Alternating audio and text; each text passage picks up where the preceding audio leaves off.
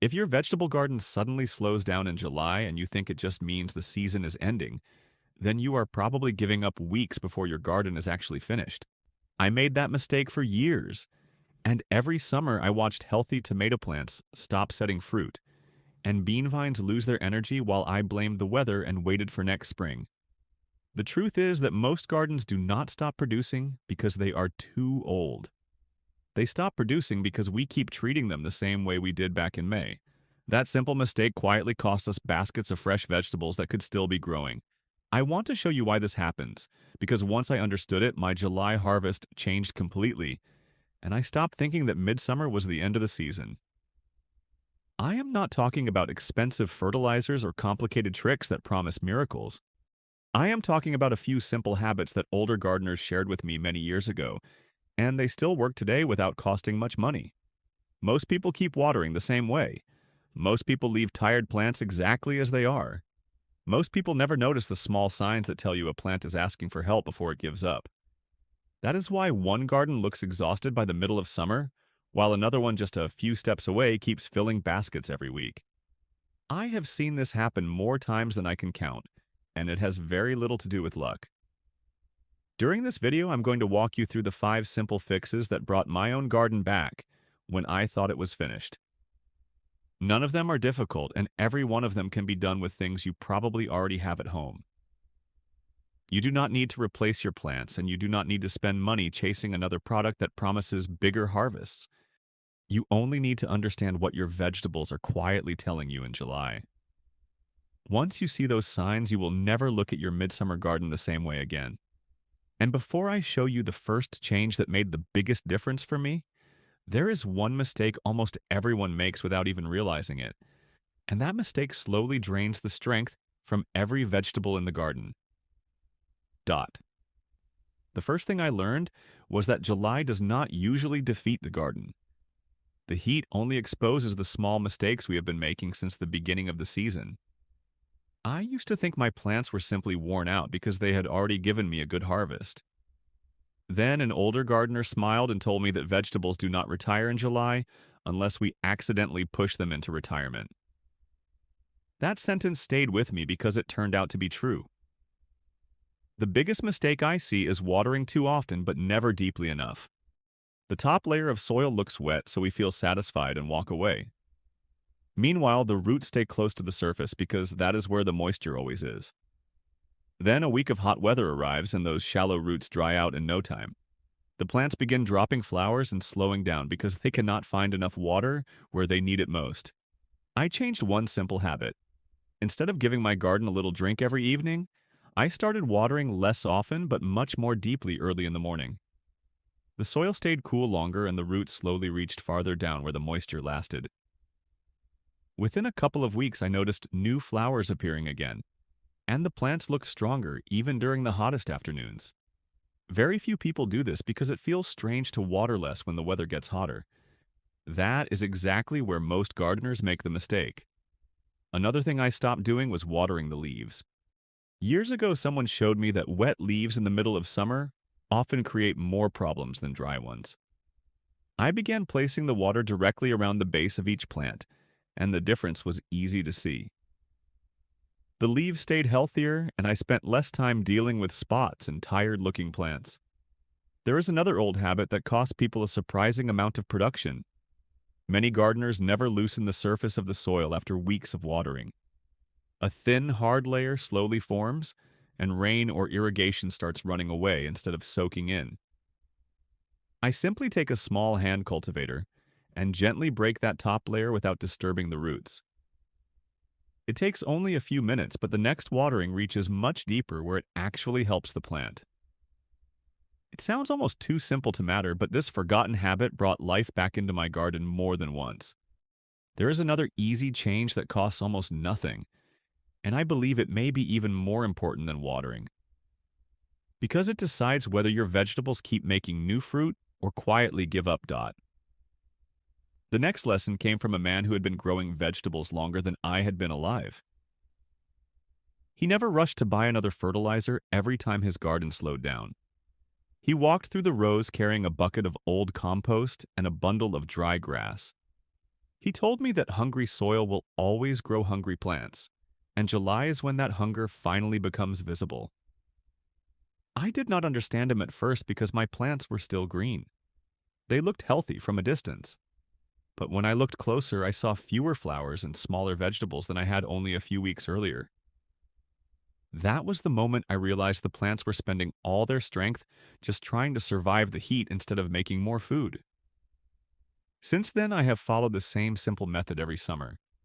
I spread a thin layer of finished compost around each plant without piling it against the stems.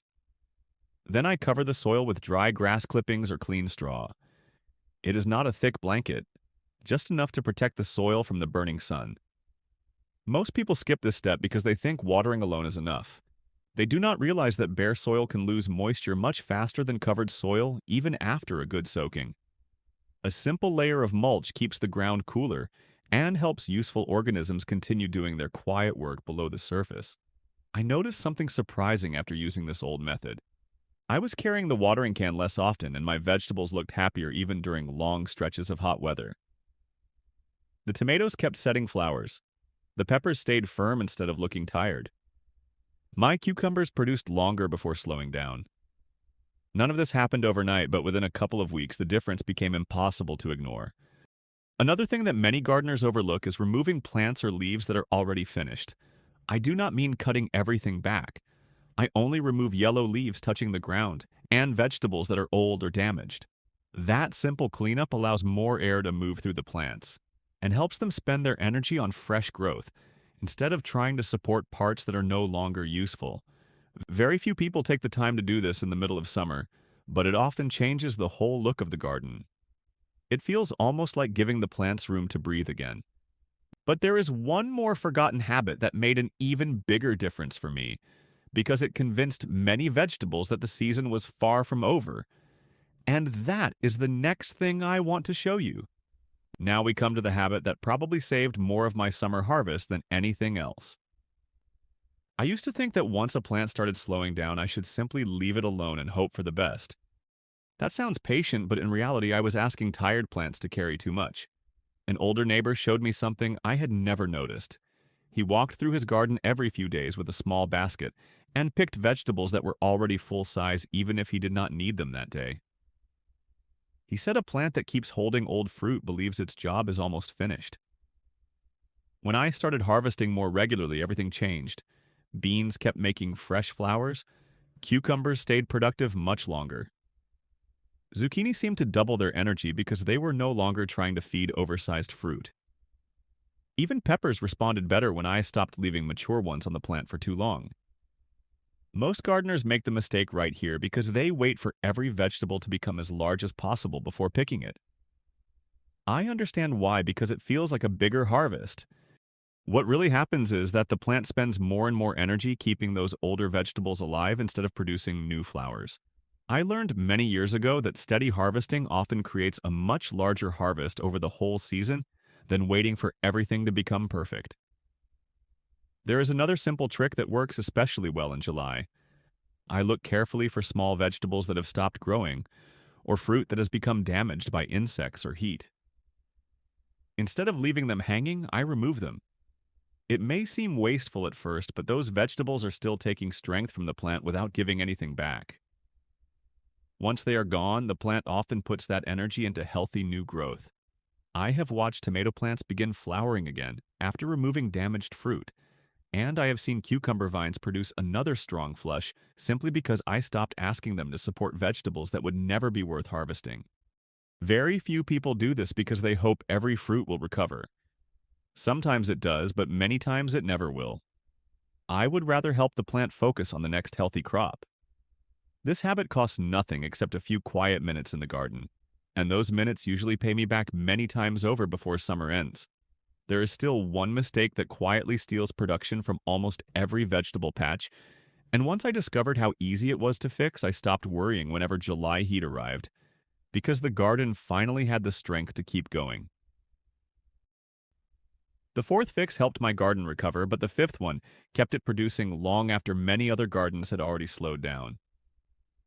I learned that vegetables do not only need water and food, they also need space to breathe and room to keep growing.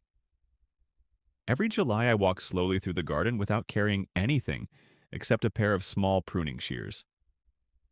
I am not looking for perfect vegetables. I am looking for little problems that are easy to miss.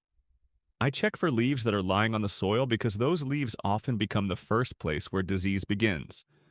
I remove branches that have completely stopped producing, and I gently tie up stems that have fallen over under the weight of fruit. These small jobs take very little time, but they change the whole garden. Better air moves through the plants, and sunlight reaches places that have been hidden for weeks.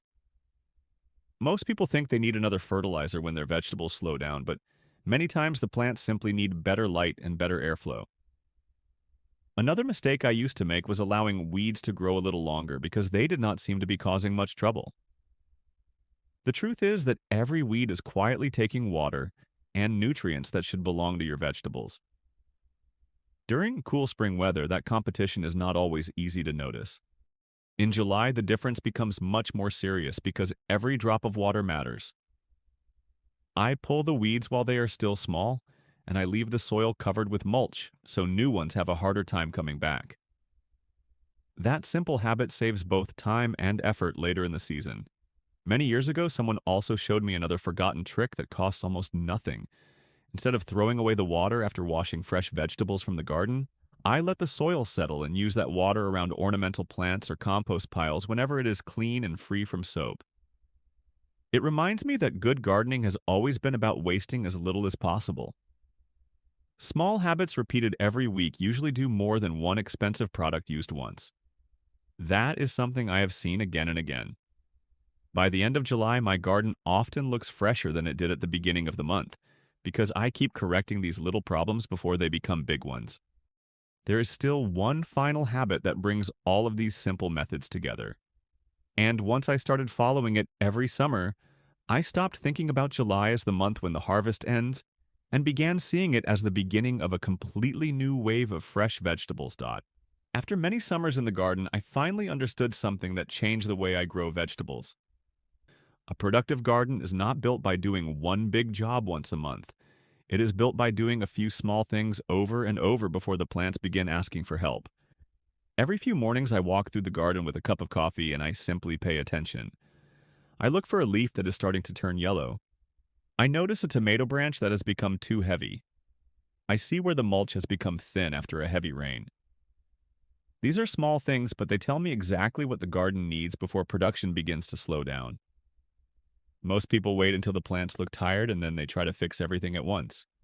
By that time, the vegetables have already spent days or even weeks under stress. I learned many years ago that the best results come from solving little problems while they are still little. Another habit that has served me well is planting something new as soon as space becomes available. When an early crop of peas or lettuce finishes, I do not leave that soil empty for the rest of the season. I loosen the ground a little, add a handful of compost if I have it, and plant another quick crop that enjoys the warmth of late summer. Bush beans, beets, carrots, and many leafy greens can still reward you if they are planted at the right time. Very few gardeners think about a second season because they believe July means they have already missed their chance. In my experience, July often opens the door to another harvest if you are willing to keep planting instead of stopping. There is also something satisfying about seeing fresh seedlings growing beside older plants that are still producing. It reminds me that the garden is always moving forward. You do not need expensive equipment or special products to make this happen. You only need to stay involved instead of walking away when the weather becomes hot. Every small action builds on the one before it, and together they keep the garden alive much longer than most people expect. By the time my neighbors are saying that their vegetable season is almost over, I am usually filling another basket and planning what I will harvest next week. There is one final lesson that brings all of these simple habits together. And once you understand it, you will never look at a quiet July garden as a lost cause again. When I look back at all the summers I have spent in the garden, I realize that the biggest harvests never came from working harder. They came from paying closer attention to simple things that many people overlook. July is not the month when a vegetable garden has to slow down. It is the month when the garden asks whether you are willing to keep helping it. If you water deeply instead of lightly, if you keep the soil covered, if you harvest vegetables before they become too old, if you remove tired leaves and damaged fruit, if you keep planting instead of leaving empty spaces. Those small habits work together in a way that is easy to see by the end of the season.